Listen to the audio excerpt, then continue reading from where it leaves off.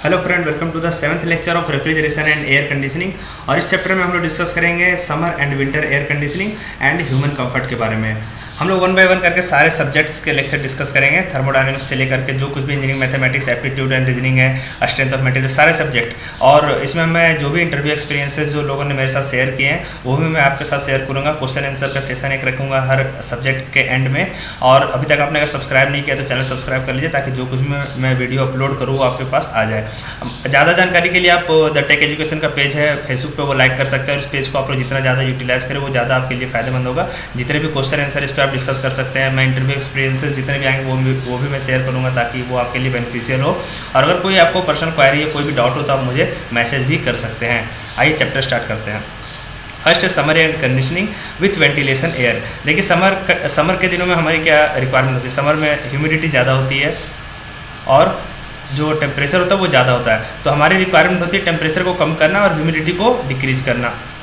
तो देखिए इसके लिए प्रोसेस क्या क्या है, किस तरह से हम लोग इसे कंट्रोल करते हैं। तो सबसे पहले तो ये वेंटिलेशन या आउटसाइड का कंडीशन है। सपोज हमने एक एग्जाम्पल लिया है, एक एग्जांपल लिया है कि आउटसाइड एयर का टेम्परेचर है 40 डिग्री सेल्सियस और इनसाइड जो हमारा रेफ्रिजरेटिंग स्पेस है, यानी कि जो हमारा रूम है, वहाँ हमें 25 डिग्री सेल्सियस का टेम्परेचर चाहिए। तो एक तो हमें एसी लगाना पड़ेगा, एयर कंडीशनिंग इक्विपमेंट लगाना पड़ेगा।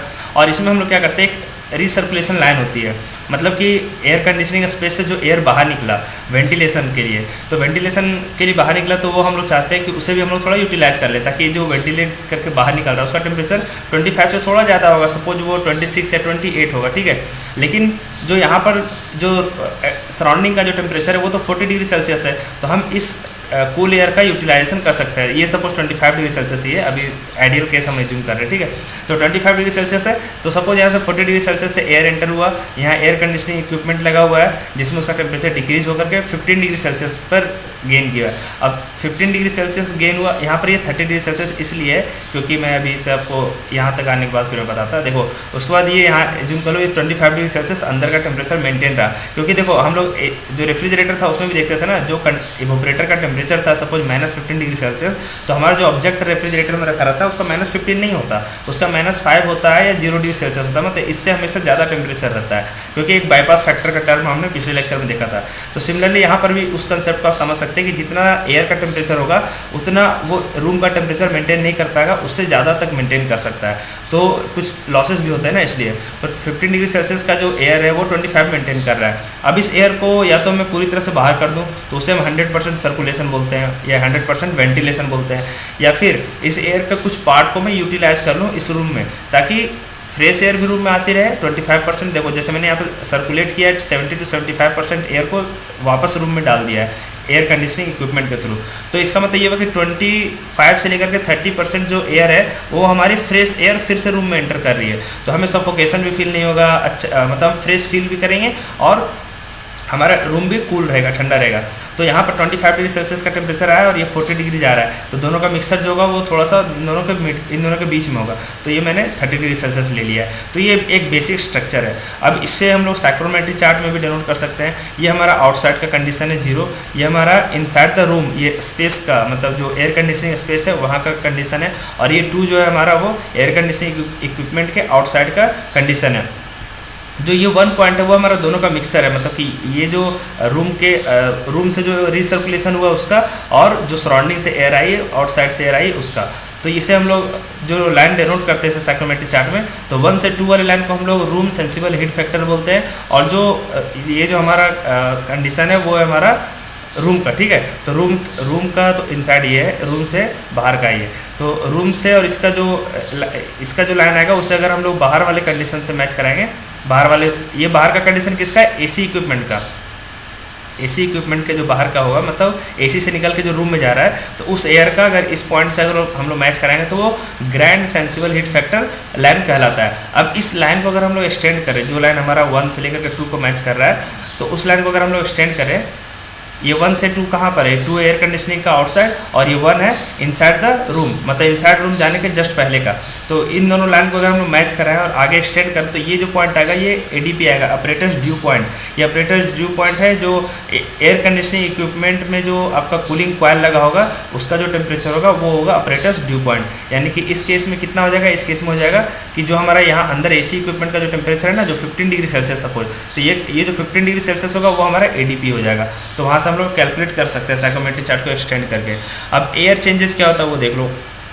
अभी जैसे मैंने बताया आपको कि हम लोग 100% वेंटिलेशन नहीं करते हैं। अभी जैसे पहले वाले एग्जांपल में मैंने 70 to 75% एयर सर्कुलेशन किया था, ठीक है, वापस उसको रिपीट किया था, मतलब उसी साइकिल में रन कराया था।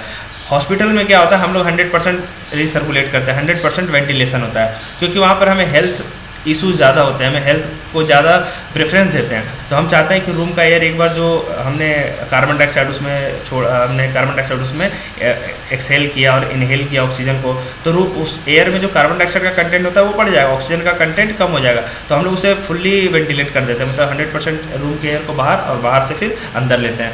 यहाँ पर एक टर्म होता है एयर चेंजेस, मतलब एयर कितना वॉल्यूम में पर आवर वो चेंज होता जा रहा है रूम का, मतलब एक तरह से यही डिनोट करता है कि कितना आपका वेंटिलेशन हो रहा है। तो एयर चेंजेस पर आवर है, तो ये आपका V0 0 हो जाएगा और डिवाइड बाई V, ये आपका वॉल्यूम हो जाएगा जो रूम है आपका, यानी कि एयर कंडीशनिंग स्पेस का, और ये जिस वॉल्यूम फ्लो रेट से आपके रूम के अंदर वेंटिलेशन हो रहा है उसका। अब इसे हम आवर के जगह पे हम लोग मिनट के टर्म में भी लिख सकते हैं, तो ये एयर चेंजेस पर मिनट हो जाता है। एक CMM का आपने बहुत जगह टर्म देखा होगा, वो होता है क्यूबिक मीटर पर मिनट, यानी कि मीटर क्यूब पर मिनट, ठीक है। नेक्स्ट चलते हैं, देखो ये कुछ नोट्स है जो अभी मैंने डिस्कस किया उस पर।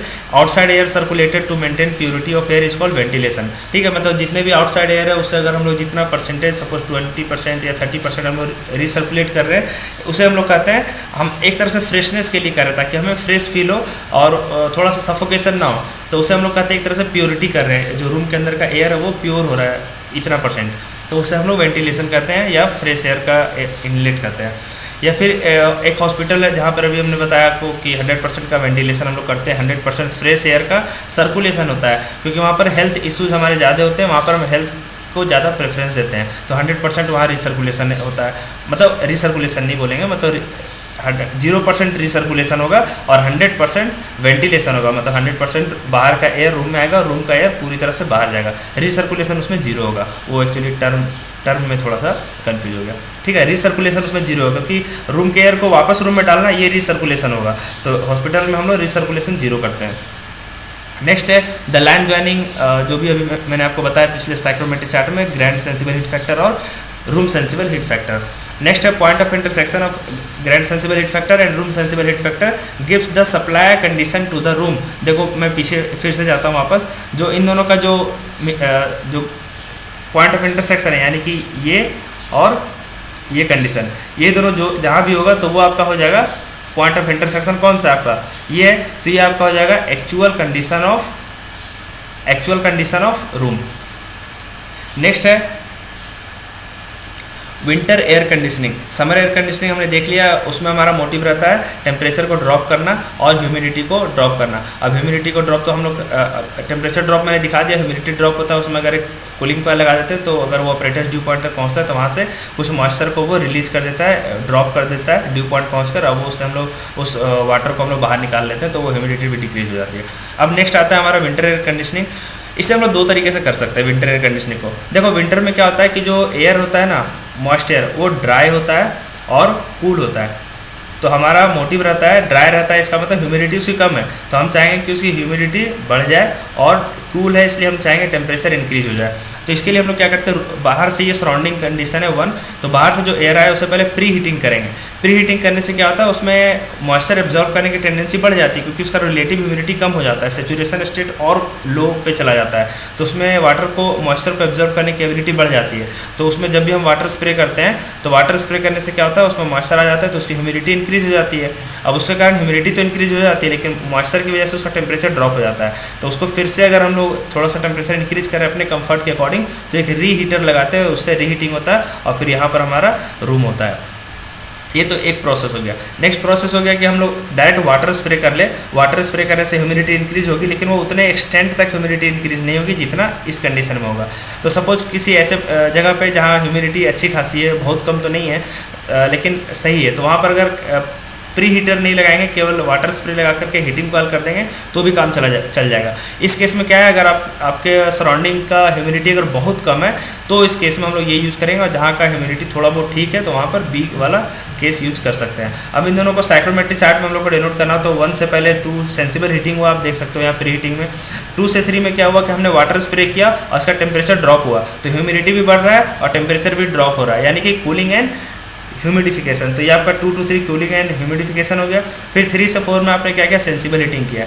नेक्स्ट देखते हैं बी में हमने क्या किया, पहले तो मॉइस्चर इंक्रीज किया यानी ह्यूमिडिफिकेशन हुआ, और ह्यूमिडिफिकेशन के बाद हीटिंग हुआ। तो ये यहाँ सब ये 1 कंडीशन पे था और ये 3 पे पहुँच गया, ह्यूमिडिफिकेशन भी हो गया। और इसमें ज़रूरी नहीं है कि टेम्परेचर कम होगा, क्योंकि इस केस में हम लोग कभी कभी क्या करते हैं, स्टीम स्प्रे करते हैं, यानी स्टीम जो होता है वाटर का ही होता है स्टीम, तो वो स्प्रे करते हैं। ठीक है, उससे क्या होता है कि उसमें मॉइस्चर भी इंक्रीज हो जाता है और टेम्परेचर भी इंक्रीज हो जाता है, तो दोनों काम हमारा यहीं पे हो जाता है। लेकिन एक हीटिंग कॉइल फिर भी लगाते हैं कि अगर टेम्परेचर उतना इंक्रीज नहीं हुआ तो हम लोग इस हीटिंग कॉइल से उस टेम्परेचर को अचीव कर लेंगे।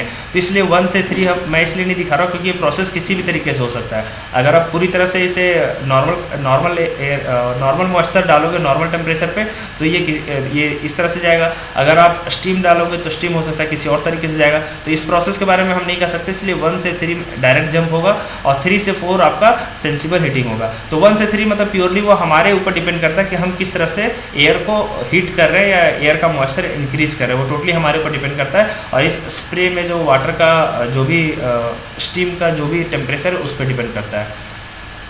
नेक्स्ट है विंटर एयर कंडीशनिंग में क्या होता है, अभी मैंने बताया कि आउटसाइड का एयर जो होता है कूल और ड्राई होता है, तो इसलिए हमें हीटिंग एंड ह्यूमिडिफिकेशन करना रहता है एयर का कंफर्ट कंडीशन के लिए।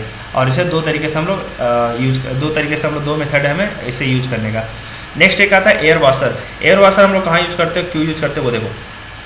एयर वाशर मतलब इस तरह से आप समझो कि इधर से एयर एंटर किया और इधर से एयर एग्जिट किया, ये आपका आउटसाइड एयर है, ये आपका इनसाइड द रूम है, मतलब जहाँ पर आप बैठे हुए हो, जहाँ पे आप काम कर रहे हो। ये आपका हमने एक वाटर स्प्रे लगा रखा है। अब वाटर स्प्रे का जैसे जैसे टेम्परेचर वेरी करेगा उसके अकॉर्डिंग आपका यहाँ का जो कंफर्ट होगा, कंफर्ट एयर का जो कंडीशन होगा उसका टेम्परेचर, उसकी ह्यूमिडिटी जो होगी वो आपका चेंज होता रहेगा इसके आउटसाइड एयर के टेम्परेचर के बेस पे, और इसके जो आपने वाटर स्प्रे कर रहे हैं उसके टेम्परेचर पे भी।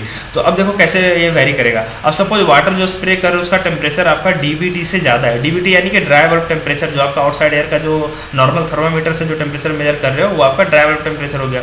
अब उससे अगर ज़्यादा है वाटर स्प्रे का तो ये पक्का हीटिंग होगा। और हमने एक यहाँ पे एक कॉइल लगा रखे हैं, ठीक है, कॉइल है, तो एक तो इसका टेम्परेचर ज़्यादा है और ऊपर से हम हीटिंग कर रहे हैं, तो हीटिंग करने से क्या होगा कि उसकी इंथैल्पी तो बढ़ेगी क्योंकि जो आउटसाइड एयर आ रहा है उससे ऑलरेडी इंथैल्पी ज़्यादा है इस स्टीम की, तो उससे इंथैल्पी बढ़ेगी और हीटिंग भी होगा। ठीक है, हीटिंग होगा क्योंकि हमने एक हीटिंग कॉइल लगा रखी है। देखो ये दो चीज़ें जो भी मैं यहाँ डिस्कस करूँगा, दो टॉपिक मतलब दो टर्म, ये दोनों टर्म हम कर रहे हैं, उसके रिजल्ट में जो आ रहा है वो मैं दिन के बाद लिखूँगा।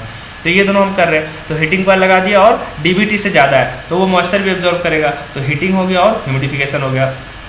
नेक्स्ट है एक तो डीबीटी के इक्वल है यानी ड्राई बल्ब टेम्परेचर के इक्वल है, और एक हीटिंग कॉइल लगाया, तो हीटिंग कॉइल लगाया है तो उससे क्या होगा, उसका जो टेम्परेचर है वो तो बढ़ेगा ही बढ़ेगा, और इसका तो इंथैल्पी भी बढ़ेगा, टेम्परेचर बढ़ रहा है तो, और ह्यूमिडिफिकेशन भी होगा क्योंकि जैसे ही हीटिंग कॉइल के कॉन्टैक्ट में आएगा इसका टेम्परेचर बढ़ेगा, इसका रिलेटिव ह्यूमिडिटी कम हो जाएगा, और रिलेटिव ह्यूमिडिटी कम होगा तो सैचुरेशन स्टेट इसका और कम हो जाएगा, तो ये और मॉइस्चर को ये एब्जॉर्ब करने की कैपेसिटी इसकी बढ़ जाएगी ज़्यादा, तो ये ह्यूमिडिफिकेशन भी हो जाएगा और इंथैल्पी एयर का इंक्रीज कर जाएगा। इसे मैंने अलग अलग कर पे भी डिनोट किया। देखो जैसे ये ए केस है, ये बी है, तो ए वाला यहाँ पर आपका इस तरह से डिनोट होगा, बी वाला आपका प्योर ह्यूमिडिफिकेशन होगा।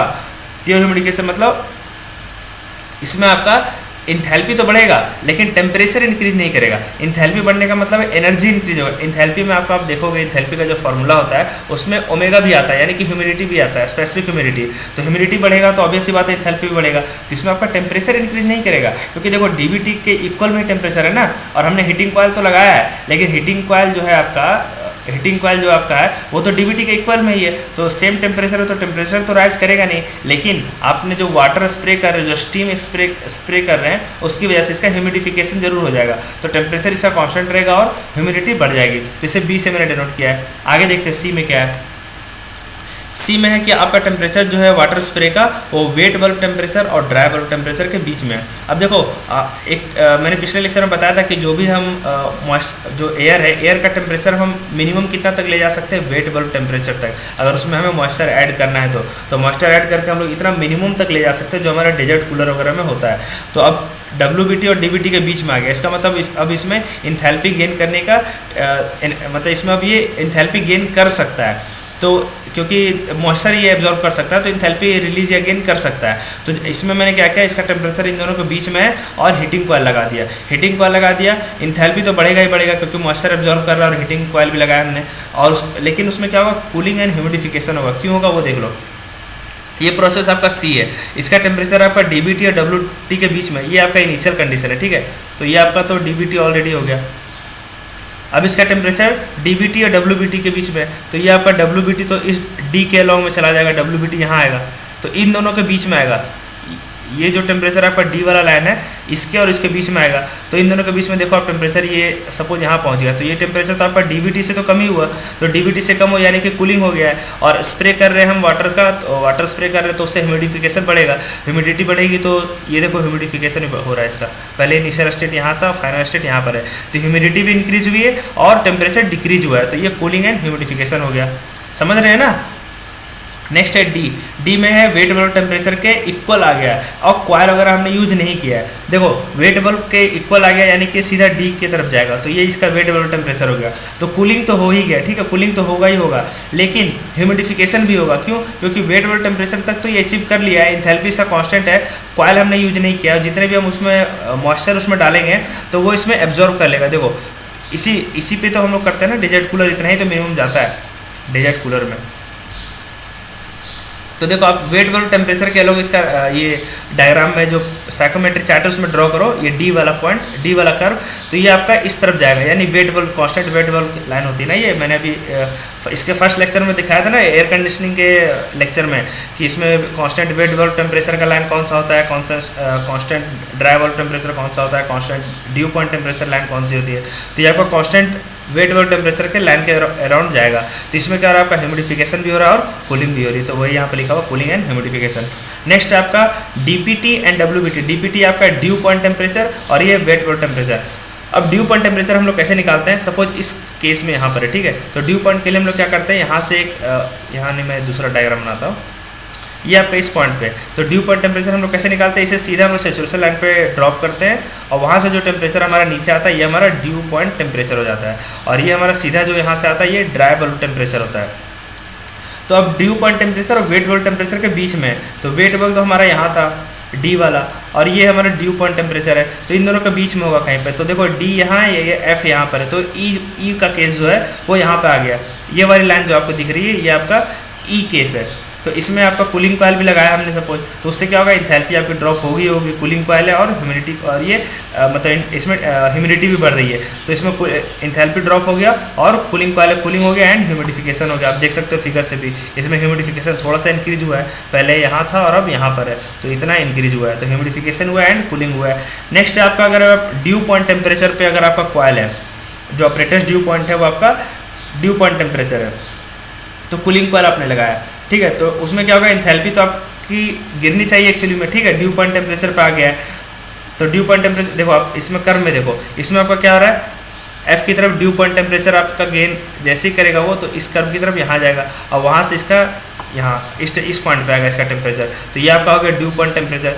कूलिंग तो आपको दिख रहा है, अब आपको ये पता लगाना है ह्यूमिडिफिकेशन होगा या नहीं होगा। तो देखो उसमें मैंने क्या करा है, केवल कूलिंग कॉइल ही लगाया है और उसका ड्यू पॉइंट टेम्परेचर पे है। तो ड्यू पॉइंट टेम्परेचर अगर कॉइल का रहेगा तो आप ही सोचो, उसमें स्प्रे अगर करेंगे तो एब्जॉर्ब करेगा क्या मॉइस्चर को, बिल्कुल नहीं करेगा, क्योंकि ड्यू पॉइंट टेम्परेचर का मतलब ही है कि वो सेचुरेशन स्टेट पे पहुँच गया है। आप यहाँ से डायरेक्ट देखो, पहले यहाँ पर था, अब इससे मैंने इतना कूल किया कि ये इस पॉइंट पे पहुँच गया, तो इसकी ऑलरेडी रिलेटिव ह्यूमिडिटी 100% हो चुकी है। अब ये मॉइस्चर कहाँ से गेन करेगा, कर ही नहीं सकता है, तो ये इसका एक तरह से सेंसिबल कूलिंग प्रोसेस हो गया ये, ठीक है, अंडरस्टैंड। मैं इसलिए धीरे धीरे बता रहा हूँ, मतलब ऐसा नहीं है कि मैं बहुत फास्ट बता रहा हूँ, ताकि आपको समझ में आ जाए। अगर नहीं समझ में आ रहा है तो आप कमेंट में लिखिएगा, मैं उस पर फिर से लेक्चर बना सकता हूँ। नेक्स्ट है human comfort and effective temperature. देखिए हमारी बॉडी हर टेम्परेचर पे कंफर्टेबल फील नहीं कर सकती है।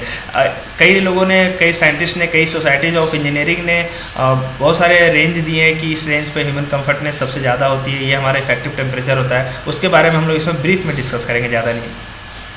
तो physical comfort of human which can be adjusted bye adjusting temperature, humidity and air velocity. अब देखिए इन तीन चीज़ों पे हमारा डिपेंड करता है कि हमारा कंफर्टनेस कैसा है। अब सपोज टेम्परेचर है आपका 25 डिग्री सेल्सियस, ठीक है, और एयर का भी है, और सराउंडिंग का टेम्परेचर 25 डिग्री सेल्सियस है।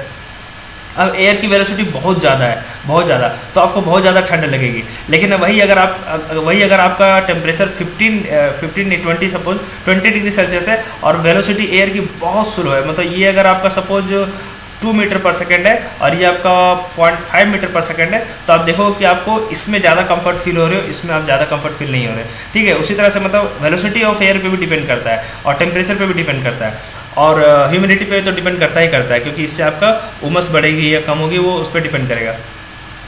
अब इफेक्टिव टेम्परेचर क्या है हमारा, वो हम लोग को फाइंड आउट करना है। तो देखो effective temperature is the temperature of saturated environment where a person feels same level of comfort as in normal environment. अब एक एसरे होता है American Society of Heating Refrigeration and air Conditioning Engineers, तो उसमें क्या करते हैं हम लोगों ने उसके अकॉर्डिंग, ये तो एक सोसाइटी होगी, इसके मेंबरशिप भी बनते हैं, तो इसमें क्या है ये लोगों ने एक फाइंड आउट किया काफ़ी रिसर्च के बाद कि जो हमारा कंफर्ट कंडीशन होता है वो 24 से 25 डिग्री सेल्सियस टेम्परेचर और रिलेटिव ह्यूमिडिटी 50 to 60% होता है। इफेक्टिव टेम्परेचर जो विंटर में होता है वो 20 डिग्री सेल्सियस पे होता है और समर में हमारा 21.6 डिग्री सेल्सियस होता है। ये माइनस नहीं है, इक्वल होगा, ठीक है। मतलब कि विंटर के डेज में हम 20 डिग्री सेल्सियस पे कंफर्ट फील करते हैं और समर डेज में 21.6 डिग्री सेल्सियस पे कंफर्ट फील करते हैं इस रिलेटिव ह्यूमिडिटी पे। अब एक साइकोमेट्रिक चार्ट में अगर हम लोग इस रेंज को डिनोट करें 24 से 25 डिग्री सेल्सियस और रिलेटिव ह्यूमिडिटी 50 to 60%, तो ये हमारा एक रेंज आता है। इस रेंज को हम लोग बोलते हैं, मतलब कंफर्ट चार्ट बोल देते हैं इसको। मतलब ये जो साइक्रोमेट्री चार्ट है इसमें हमने अपने कंफर्ट कंडीशन को दिखाया ना, तो इस पूरे चार्ट को कंफर्ट चार्ट बोलते हैं, बस और कुछ नहीं पढ़ना है इसमें। नेक्स्ट है परफॉर्मेंस कर्व।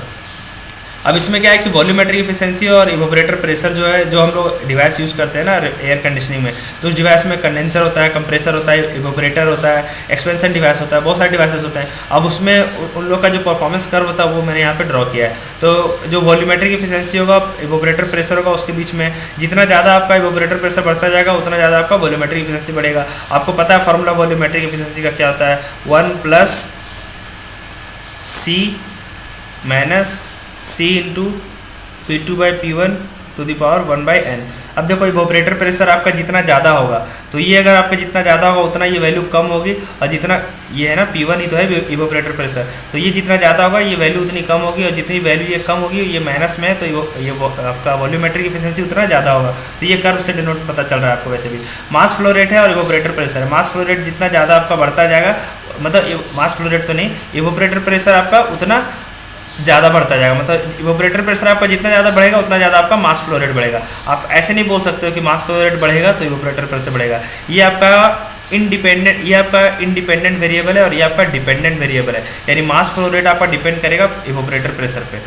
नेक्स्ट है वर्क इनपुट और प्रेशर ऑफ इवोपरेटर। अब इवोपरेटर प्रेशर आप जितना ज़्यादा बढ़ाते जाओगे तो उतना आपका वर्क इनपुट कम होता जाएगा। क्यों? क्योंकि देखो इवोपरेटर प्रेशर आप बढ़ा रहे हो, मतलब जितना प्रेशर आप यहाँ पर है, एक आपका ये कंडेंसर प्रेशर है, अब इसको अगर आप इंक्रीज करोगे तो इतना हो जाएगा सपोज, तो यहाँ से आपको कंडेंसर तक ले जाने के लिए कंप्रेसर का कम वर्क देना पड़ेगा। पहले आपको इतना देना पड़ रहा था, तो ऑब्वियस सी बात है ना, वर्क डन जो होगा आपका इनपुट जो होगा कंप्रेसर में वो कम हो जाएगा।